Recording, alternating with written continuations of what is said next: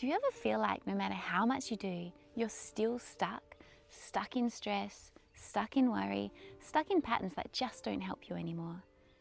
Maybe you've tried to be more present and calmer, but your mind is just doing its own thing. Like no matter what you do, it keeps looping back to the same thoughts, same feelings, same reactions. You're not alone, and most importantly, you're not broken.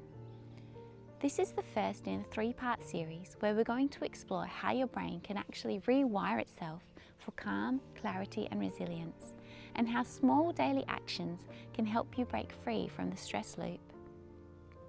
Today, we're starting with why you feel stuck, the struggles of modern life that keep you trapped, and trust me, they're more common than you may think. To truly understand why we're stuck, we need to take a step back and work out what's actually standing in our way. What's stopping us from being fully present? From feeling overwhelmed by constant distractions, to battling feelings of isolation and lack of meaning, to dealing with our inner critic, we're facing some serious barriers. But don't worry, we'll go through them all together one by one. Then next week, I'll share how we can start moving through them to create the space we need for meaningful change. So, let's get started. Have you ever driven somewhere and realised you don't actually remember the drive at all? Imagine if that's how you're living your whole life. I used to live in a really small town and drive for about half an hour, 40 minutes to a nearby town for work. One day, I was driving on a small gravel country road to work and I was thinking about all the things, a conversation I'd had on the phone and what I should have said, thinking about my list of things I needed to do for work, that thing I was meant to remember that I needed to buy, what even was that? Suddenly, I pulled up and snapped back. I felt really confused and a bit scattered, and in that moment I realised how often this happens. I would literally drive for 40 minutes and when I arrived, I'd have no memory at all of how I got there. No idea what happened. It's a small thing, but how often does this happen in bigger ways? How often are we so caught up in the past or future that we miss now, the simple joy of just being here?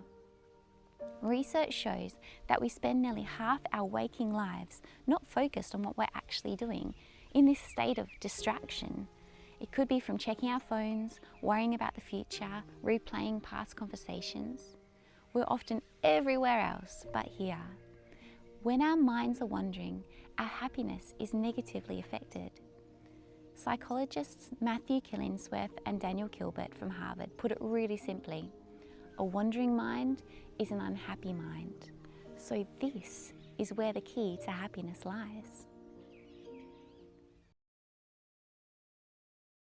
Do you ever feel like your own mind is working against you? The other day I was sitting in a cafe when I overheard a conversation between two people at a nearby table. One of them was sharing an idea, something creative they seemed really passionate about. But what caught my attention wasn't the idea itself, it was how they spoke about it. As they spoke, I heard them say things like, "It probably won't work out anyway," or "This might sound stupid," as if they were bracing themselves for rejection before it even happened. They didn't seem to realise they were speaking about themselves in this way. I couldn't help but wonder how often we do this to ourselves, how often we undercut ourselves and our worth with that quiet but sometimes constant voice of self-doubt. That voice, we all know it, the one that whispers, you always mess things up, or "You're not good enough for this." Sometimes we don't even realise it's there, but it shapes the way we feel, the way we act, and ultimately the story we tell ourselves about who we are. You see, we all carry a story in our minds about ourselves. Sometimes that story is steeped in self-criticism.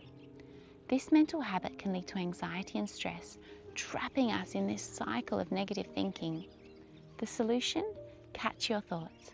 Remember to pause, to take a breath, to explore this voice with curiosity. When I catch these thoughts, I ask myself these 3 questions. 1. Is this my voice or someone else's? Is this how I would normally and naturally speak to the people I love? 2. Are these thoughts helpful? And 3. How can I transform these thoughts for growth? Our thoughts are powerful. They shape how we see ourselves. And With a little curiosity and compassion, we can begin to rewrite the narrative and speak to ourselves in a way that supports growth. So the solution? Catch your thoughts. Notice when you speak to yourself unkindly and ask yourself the 3 questions. Reframe your thoughts to be a little gentler, a little more compassionate, and for growth.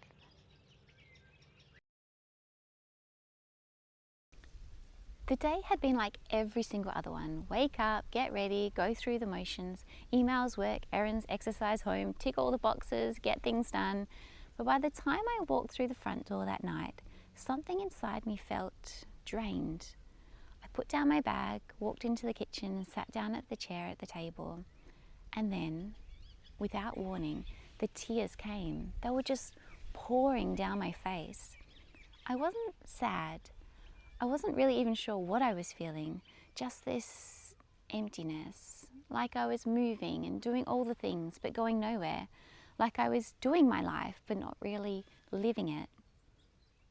A minute later, I felt my husband hug me. He didn't say anything right away, he just hugged me. And then he said, "Just do what makes you happy." That was this beautiful moment where something really shifted. Because the truth was, I'd been so busy keeping up with life that I had stopped asking myself what truly lit me up.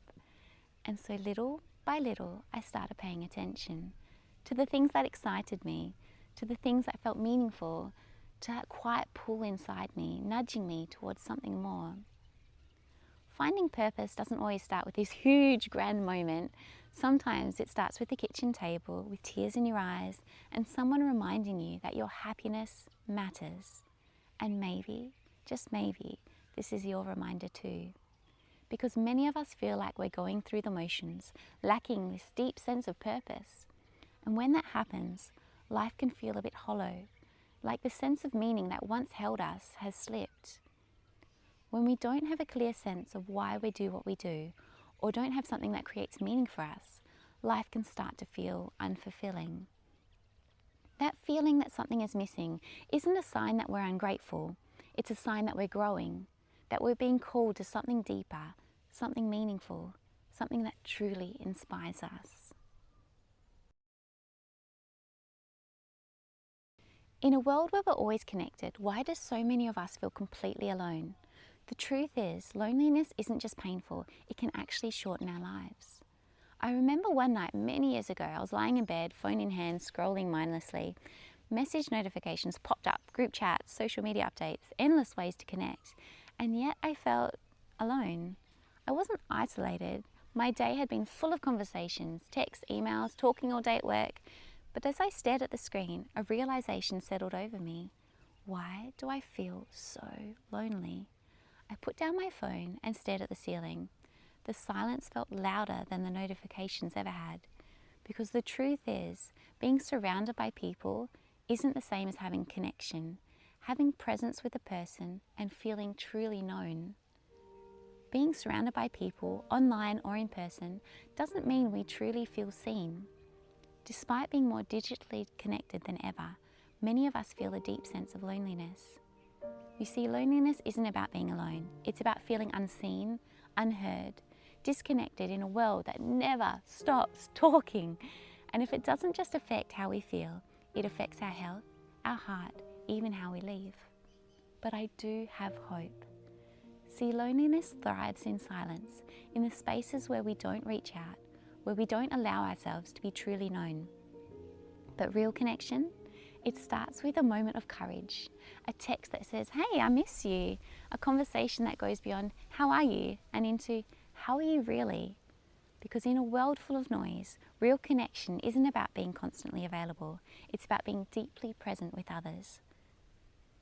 So now we've explored the 4 struggles that keep so many of us feeling stuck: distraction, our inner critic, loss of purpose, and loneliness. However, you're not stuck there. Your brain is wired to change and adapt. And in the next video, we're going to dive into exactly how to tap into that with simple daily habits that literally start to rewire your brain. Part 2 is all about how neuroplasticity works and how you can use it to build a calmer, clearer mind. If you felt the effects of the 4 struggles for 2, feel free to share your story or pop a simple yes in the comments. and let's support each other. Thank you so much for being here today. I look forward to seeing you in part 2.